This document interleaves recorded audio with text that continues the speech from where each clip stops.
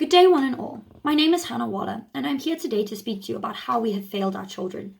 I am speaking to you from the year 2022, roughly 2 years after the storm that was COVID-19 hit the world with all the force one would expect of a Category 7 hurricane. Now, this is not to say that all was good and well before COVID-19, because it wasn't. However, COVID-19 kickstarted a time of chaos, not only in our country, but across the globe. With COVID-19 came the introduction of new laws and rules, like the compulsory wearing of face masks and an endless stream of sanitization. A global lockdown was instituted in an attempt to keep the people of the world safe. Businesses were forced to close, corporations shut their doors, and schools said goodbye to their children. The economy took some serious knocks, as business could not continue as normal, forcing some to close temporarily, and some for good.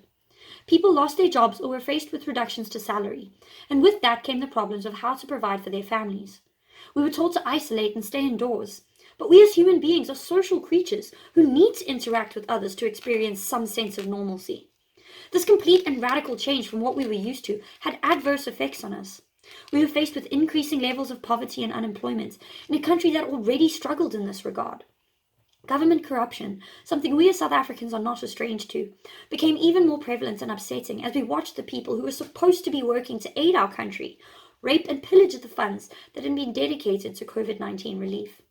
We witnessed social instability when our former president was requested to hand himself into the police and chose not to, joined en masse by his following, who swore that they would not allow their leader to be arrested, going so far as to start riots that resulted in catastrophic damage to many parts of the country. Right and wrong were no longer so easily distinguishable, as people had been isolated, removed from ordinary life, and forced into a new world that brought with it unmeasurable frustrations and anxieties.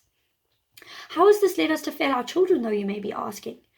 All that I have previously mentioned had an undeniable effect on our education system and our ability as educators to fulfill our roles and duties.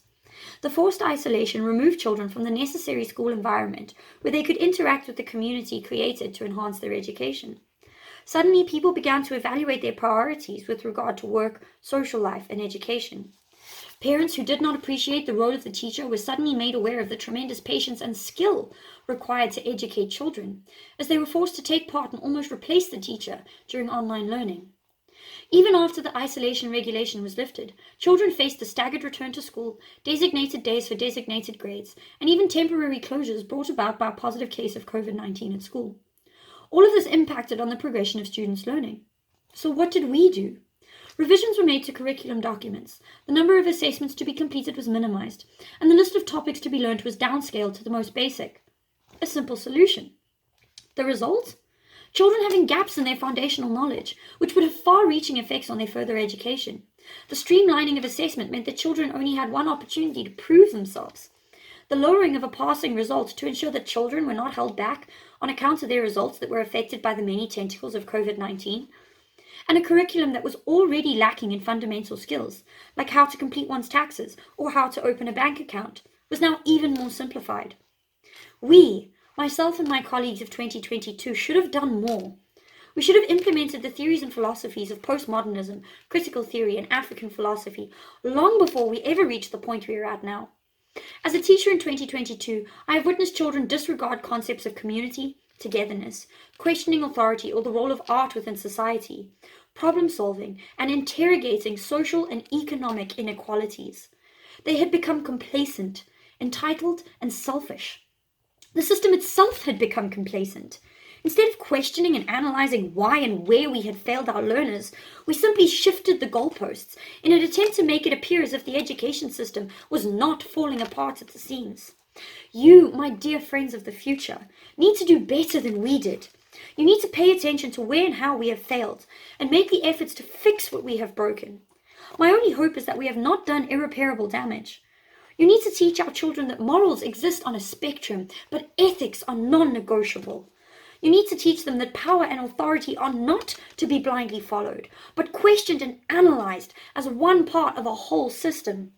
They need to know that there is more to life than just mathematical equations and facts from a textbook to be learned by heart. They are going to become part of a larger system, a greater society, which will hopefully have noticed all of our previous shortfalls and worked towards making amends where we could not.